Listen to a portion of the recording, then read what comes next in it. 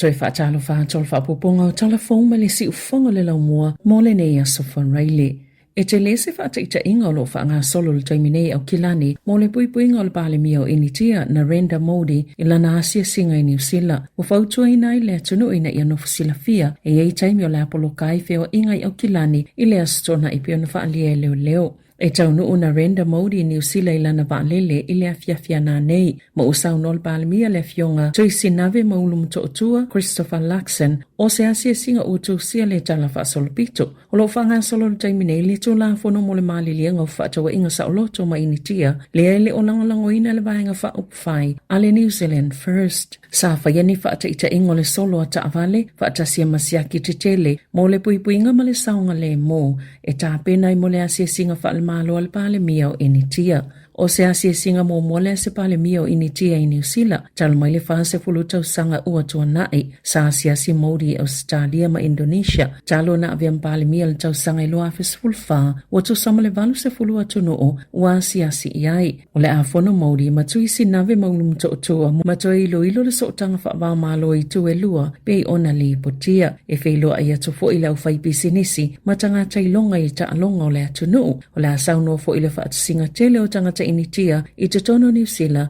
i le Spark Arena peona tāuele Radio New Zealand wa iei fo i le fuafuanga i whelo i atuai Māori i le taitai o le Labour Chris Hopkins i le afiafi o le asoto o nai a o le itoi tuwa e se atu ma le atu noo.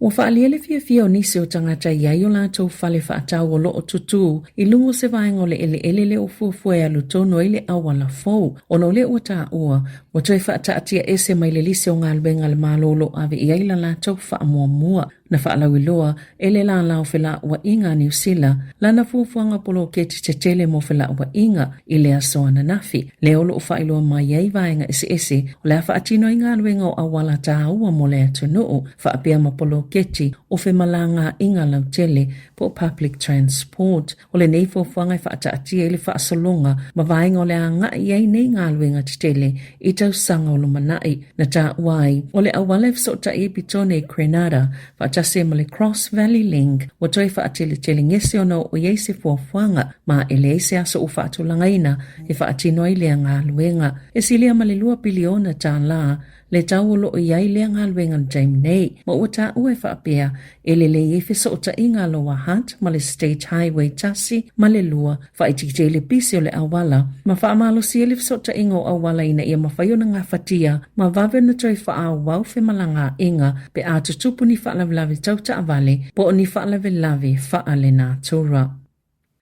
O le tau lea na whaalua na tāpuni ai whale pui o na ngā yoinga na tutupu ini vevesi ma whea e lunga le tāwalunga o le whale pui o li potia o ia lea na vali na le kolosi lunga le awala e whaonga e tangata e sopo ia i le isi tu awala i se vaenga o le motu i sauti na whaalia le la lao whila ua inga le tala whia ngai o ngā yoinga Josiah David Brookings o na ea whaina malama ti aiso i fua o tangata i lona vali ina po le whaio se kolosi pepelo i lunga o le awala tele na tāpunia le awala ai se itape e se lea kolosi pepelo e leena o le paulio solto la fono na whaia lea tau lea e tu sai ma wha maunga o ana soli ngā tu la fono e luas fudasi masina u whaasala ina ai le whalpui se fululua masina ua se i ai le laisene ave ta avale ma whaatono e tutongi le tupe i lona whaaleanga ina o le awala tele.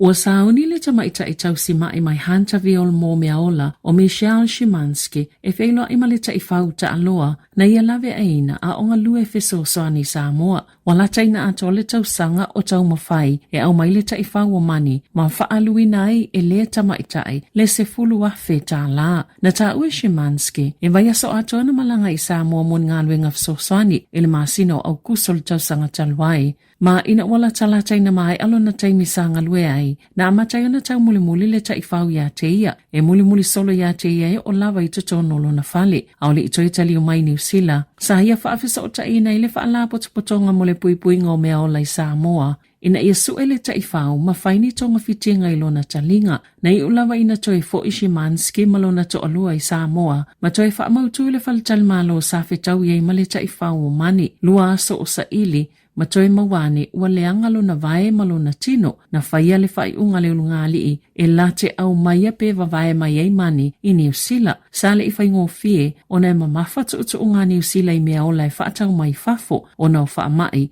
e au fie isu enga mo le heartworm po le anufe tele ina a fie I fato ta I whau ma pusi ma isi mea ola na fuafua e au maia le masina o Februari pe itai na whai isu enga ma whaamaoni ai na maua I lea whaamai na toi malanga Shimanski I Sāmoa le masino Iuni se isi malanga mo ngalwenga fsosoani whaatasima le spoa ma toi maua I le avanoa e vaaya I le ta I whau na taunu umani I Aukilani le asolua le vai asonei mai se fulu aso o lo o whaanofo e se ai mai malanga Shimanski malona to olua le vai asofo e au mai mani ma o lātou mafuta ai I mana watu o le ngō mani e mafua mai le nuu o mani noa.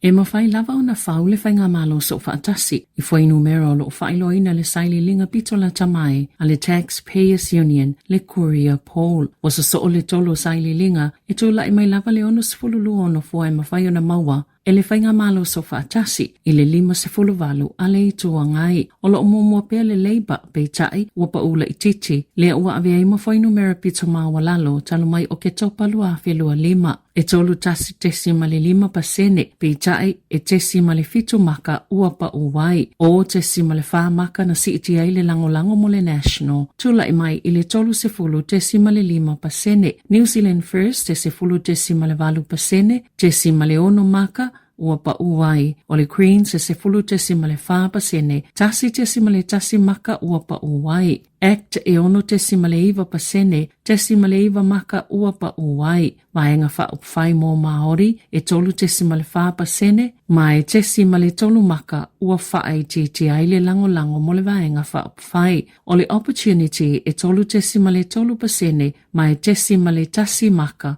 ua CETI le lango mo le vaenga whaupwhai.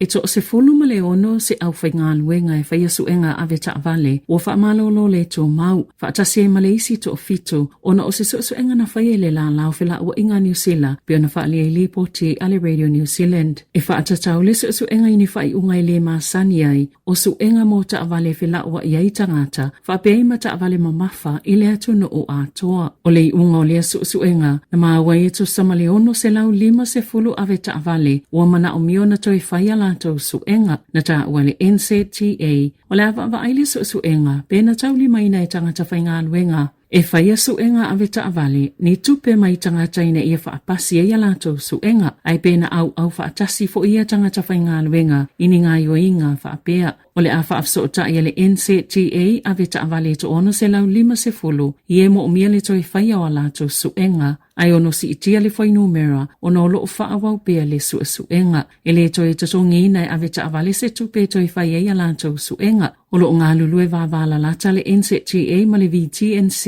ina ia whaatou maule tūlanga māwalungo suenga ma whaititia ni whaafitauli e ono whaalawalawe na ile ngā luenga to sai maleli poti. Na mōlia le Leocram Edward Noon I lona whaalawilawe suenga leo I lona iwe e whasosani ila na wō e whaasola e se mai manele soni maanga I mai Wellingtoni na mausa taule le ana sue leo o lafi tua le taawale asana woi lungo le waa e whialua I le vao le motu I saute ma le motu I mātū na o I Picton le sola anga ai whaalawilawe loa leo I le talanoanga taule lea na maua Noon au whaatalitali e oso lungo le waa le Blue Bridge I Picton ai mawala na wo o lafi I tuo le taawale sa ese tusi sai o le taule lea le ana sue leo ona ole ngaoi ai o mati I le tau sanga talwai na sa ili ei mai loa lo o yei le fale po le toa tusi o nuni Havelock pe ona ta wai wha maunga leo I le wha masinonga sa I o nuni le wha masinonga I lona mōlianga o le wha lawlawe suenga leo o lona wha asalanga I wha anofo wa ai lona ainga wha atase mga alwenga wha atino mo le atunu e o noma se tutongi mai ei fo I taimi wha atapula aina te tawana o atu I ai I le pō o le mawhai o na toi alu I whafo ma le fale mana wha alie wha masino Sainsbury o I ua whaailoa I nai le onga o le solitu la fono a lea tamai I lona whaalawilawe I suenga a leo. I le lalolangi, Wātangia mai leo no aveo Andy Burnham malisi pale mia o Peretania ona o to tele I lātou o le vaenga whapawhaia le Labour o tōwhiaina o Yesu tūlanga ia Kia Stama e avea mataitai o le vaenga. Na o Burnham le sui o le pale mene mai le vaenga whapawhaia lo o taita ia le malo le o whailo manino whaalawa I tele o ia o se sui tau vae sui a Stama o le masina talwaile na whaamawai ai Stama mai to tolu se lau luas fululua whaipule mai leo whainga e to whaase lau male tolu wa whailo lo lantou langolango ino Burnham I le aso mua o whainga filifilinga I te tono Peretania. Tala fauia mai le si ufafonga o le lau mua.